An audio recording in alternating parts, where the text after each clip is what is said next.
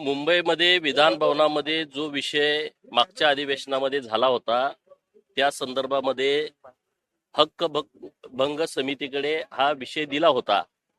आज आपल्या सर्व टीव्ही चॅनलच्या माध्यमातून कळतंय की हक्कभंग समितीने आज अहवाल माननीय अध्यक्ष महोदय यांच्याकडे सुपूर्द केला आहे। कायदे मंडळ सर्वोच्च आहे। कायदे मंडळाचा सन्मान राखणं लोकप्रतिनिधी म्हणून माझी जबाबदारी आहे, आमचं कर्तव्य आहे। जो काही निर्णय विधिमंडळातून दिला जाईल त्या निर्णयाच्या अधीन राहून आम्ही ज्या काही सूचना दिल्या जातील त्याचं पालन करू। सर, एक सांगलीमध्ये जत तालुक्याच्या नावात देवभूमी करायची मागणी नाही, नाव नाही, ते जरा हे बघा, मी अशी मागणी करत आहे राज्य सरकारकडं आणि तशा पद्धतीची लक्षवेधी मांडलेली आहे की जतला नेहमी दुष्काळी भूमी म्हणून बघितलं जातं, परंतु मी आता 1 वर्ष झालं मला जतचा आमदार होऊन मी सर्व भागात फिरल्याच्या नंतर माझ्या काही बाबी लक्षात आल्या की या जत तालुक्यामध्ये काहीतरी वेगळंपण आहे। रामायण महाभारतापासूनचा इतिहास हा जत तालुक्यामध्ये लपलेला आहे।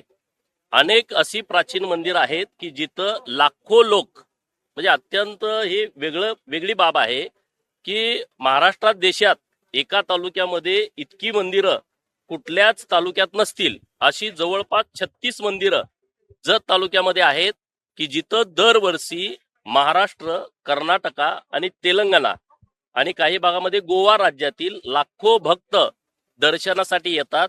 त्यांचे कुलदैवत आहेत, कुलदेवी आहे।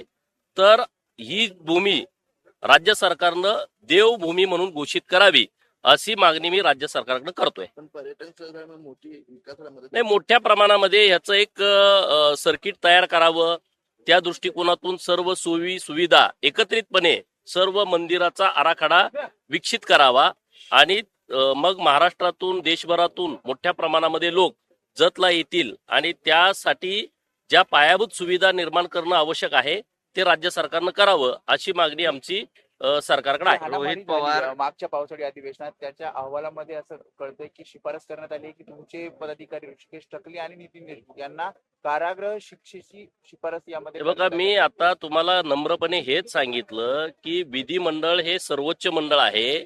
विधिमंडळ त्यांच्या अधिकारामध्ये जे काही सूचना देतील किंवा ज्या काही शिक्षा देतील त्या शिक्षा मान्य करून आम्ही त्या आदेशाचं पालन करू। आता काय त्यांनी शिफारस केली मला माहित नाही, आपल्या माध्यमातूनच आम्हाला हे कळतंय। त्या घटनेनंतर सुद्धा अशा काही समोर येतात प्रकरण की विदाऊट पास मंत्री असतील, आमदार असतील, ते आपल्या पदाधिकाऱ्यांना बघा, आम्हाला तर अजून पासच मिळत नाही, 2 मिळतील। आज एवढी लोक बाहेर आलेत तर मला तर माहित नाही, दुसऱ्या कोणाला दिला असला तर मला काय माहित। बोला। नक्कीच रोहित पवार यांनी म्हटलंय की महानगरपालिकेच्या निवडणुका होतील आणि तिन्ही पक्षाचे जे प्रमुख आहेत त्यांचा कायमस्वरूपी घटस्फोट। रोहित पवारला म्हणा तुझं बघ, बाकीच्याचं घटस्फोटाचं राहू दे, तुझी काळजी घे नीटपणे, लय लेक्चर देत बसू नको। एवढा पण मोठा नाहीस की ज्या तिन्ही पक्षाच्या प्रमुखाला सल्ला देतील, आपल्याला ऐकीप्रमाणे राहा म्हणावं।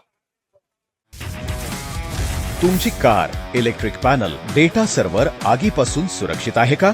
नाही? मग आजच बसवा F protect temperature activated fire suppression device. यामध्ये आहे eco friendly non toxic pressurised liquid जे आग लागल्यास क्षणार्धात ऍक्टिव्हेट होऊन आगीवरती मिळवते नियंत्रण। बसवण्यास अतिशय सोपे आणि सुटसुटीत टेकालिपचे एक दर्जेदार उत्पादन एफ प्रोटेक्ट।